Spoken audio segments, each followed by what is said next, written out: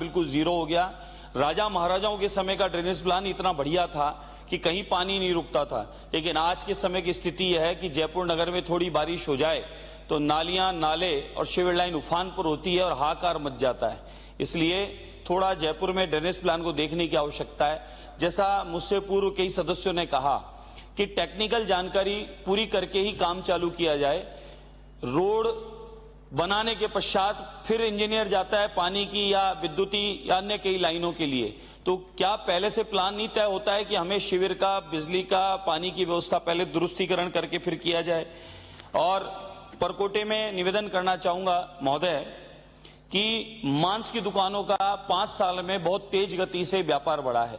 चौं ओर आप देखेंगे बिना लाइसेंस के चौं ओर खुले में मांस की दुकानें चल रही है।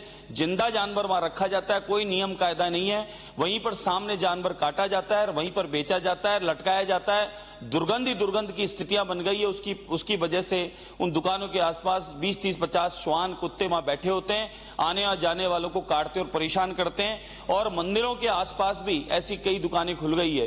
कभी 150 मीटर हुआ करता था, आजकल 50 मीटर भी नहीं रहा। और कुछ जगह तो कोई नियम कायदा नहीं है, कॉलोनी के भीतर भी ये दुकानें खुल गई है जिनकी अनगिनत प्रतिदिन शिकायतें आती है। मेरा निवेदन है कि मांस खाने वाला खाए, बेचने वाला बेचे, हमें उससे आपत्ति नहीं है, लेकिन मांस के लिए जिस प्रकार से सब्जी मंडियां बना दी है, फल मंडी बना दी है, फूल मंडी बना दी है, तो मैं तो कहूंगा मांस की भी एक अलग मंडी बना दो। जिसको खाने की इच्छा है वो वहां जाके खा लेगा, वहां से ले लेगा, हमें कोई आपत्ति नहीं है। दूसरा मेरा निवेदन है महोदय, मंत्री महोदय को आपके द्वारा, कि स्मार्ट सिटी के नाम पर किए गए कार्यों का बड़ा रूप में भ्रष्टाचार हुआ है। मैंने अनगिनत पत्र, अब तक 6-8 महीने हो गए हैं, अनगिनत पत्र सभी डिपार्टमेंटों को बराबर दे रहा हूं कि स्मार्ट सिटी का भारी भरकम जो बजट था, करोड़ों करोड़ रुपए बजट था, उसके काम की जांच कराई जाए, किस तरीके से वो काम हुआ है उस काम को देखा जाए, उसकी जांच की आवश्यकता है। वह भयंकर भ्रष्टाचार है उसके अंदर। उसके द्वारा भले वो हमारा चौगान स्टेडियम हो या गणगौरी हॉस्पिटल का जो निर्माण हो रहा वो हो, या अनगिनत कई विद्यालय बने हैं, उनकी स्थितियां ये हैं कि वो जर्जर हो चुके हैं। और साथ में निवेदन करना चाहूंगा कि हमारे यहाँ जयसिंहपुरा खोड़ क्षेत्र में, सभापति महोदय 2 मिनट और लूंगा, जयसिंहपुरा खोड़ क्षेत्र में एक पटवारी लगा है, वो पिछले कांग्रेस काल से, उससे पूर्व से भी लगा है। माननीय सभापति महोदय, मुझे आपने मांग संख्या 39 और 40 पर बोलने का मौका दिया। हमारी तत्कालीन गहलोत सरकार ने इंदिरा गांधी शहरी रोजगार योजना शुरू की। टेबल कर दीजिए आप। और इसका वर्तमान बजट में विशेष बात है, आगे कोई जिक्र नहीं है। इसलिए माननीय मंत्री महोदय से निवेदन करना चाहूंगा कि इसके बारे में भी स्पष्ट करें। इसके अलावा हमारे सरकार में माननीय मुख्यमंत्री, पूर्व मुख्यमंत्री जी ने शिविर लगाकर कृषि भूमि में, अन्य योजनाओं में छूट पर पट्टे जारी करने के आदेश दिए। 31 मार्च को वो तिथि खत्म हो गई। अब मैं माननीय मंत्री महोदय से, माननीय सभापति महोदय से निवेदन करना चाहूंगा कि उसकी अवधि बढ़ाई जाए और जो फाइलें जमा है, जिनके पैसे जमा हो चुके, उनके पट्टे जारी करने की जो निर्धारित समय सीमा है उसमें कराया जाए। मेरी रतनगढ़ विधानसभा की नगर पालिका रतनगढ़ में बहुत से इस प्रकार के पट्टे बने हुए पड़े, लेकिन वो संबंधित पट्टाधारी को नहीं दिया जा रहा है। इसके अलावा 300-400 फाइलें माननीय मंत्री महोदय गायब हैं। इसलिए मैं इस प्रकरण में जांच चाहूंगा कि किस अधिकारी ने और किस कर्मचारी ने इन फाइलों को गायब किया।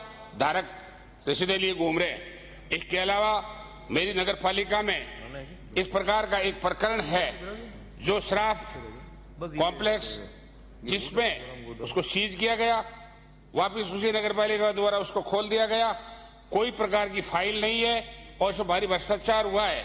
मेरी मांग है कि शराब गैस उसकी मार्केट की जांच कराई जाए, दोषी अधिकारियों के खिलाफ कार्रवाई की जाए। ये मैं मंत्री महोदय से मांग करना चाहता हूं और इस पर विशेष ध्यान दे। इसके अलावा ड्रेनेज की जो स्कीम है उसका समय समाप्त हो रहा है। अगस्त इसी सत्र 2024 में मेरा निवेदन है कि अभी तक 50% काम हुआ है, काम में गति लाई जाए और ये स्थिति सीवरेज की है, सीवरेज में भी गति लाई जाए, क्योंकि पानी बहुत बढ़ता है रतनगढ़ विधानसभा क्षेत्र की इस नगरपालिका में।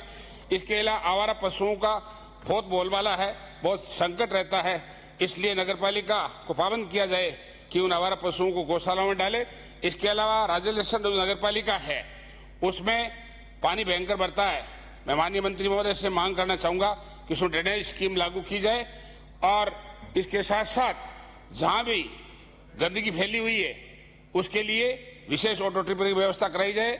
यही स्थिति नगर पालिका छापरे मेरी, उसमें ऑटो ट्रिपर 1 अप्रैल के बाद नहीं है, इसलिए बजट दिया जाए ताकि दोबारा सफाई के लिए ऑटो ट्रिपर के टेंडर किए जाएं।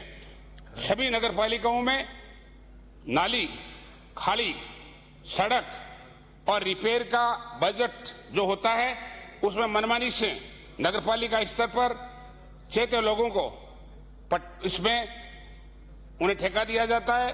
कितने काम हुए कितने नहीं हुए, बहुत सी ऐसी शिकायतें हमारे पार्षदों की है कि भाई कहीं भी काम आधे से ज्यादा कम हुए और ऐसे लोगों को दे दिया जो काम करने का इंटरेस्ट नहीं है या गुणवत्तापूर्ण करते नहीं, और ऐसी सड़कें और नालियां जिनका भुगतान हो गया, ये भी जांच के दायरे में आने वाला मामला है। इसके अलावा मैं निवेदन करना चाहूंगा कि जो इंदिरा रसोई है जिसका नाम अन्नपूर्णा किया गया है, इसको सुचारू रूप से वापस चालू किया जाना चाहिए।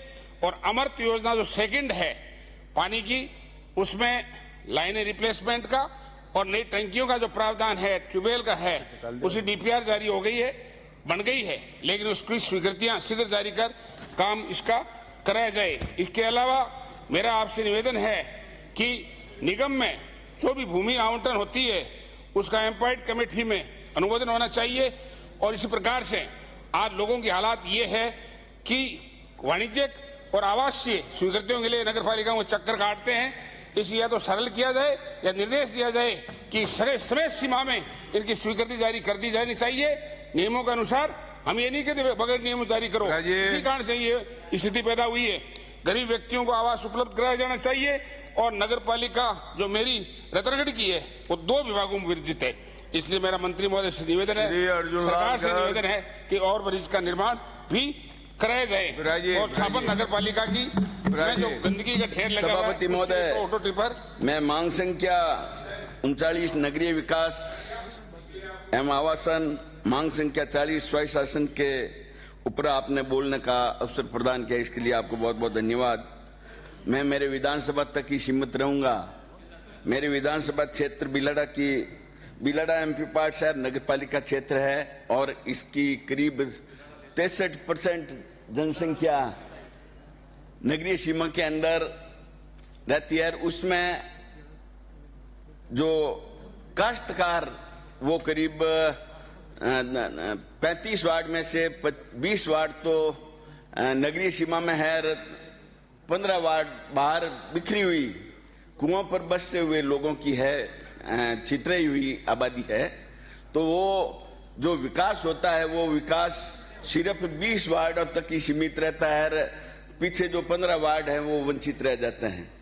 उन सब पर वो जो किसान लोग रहते हैं जो खेती पर आधारित हैं, पशुपालन पे आधारित है, जिसका एक नमूना है कि हमारे वहां से पूरा क्षेत्र चाहे कोऑपरेटिव सेक्टर में हो चाहे डेयरी के सेक्टर में हो, पूरे राजस्थान में प्रथम स्थान पर है।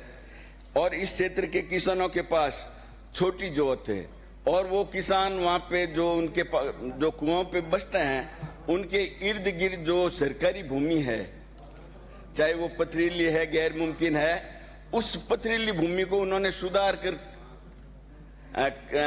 काश्त काबिल कर दिया है। खूब सारा उस पे उन्होंने मेहनत की है, पैसा लगाया है।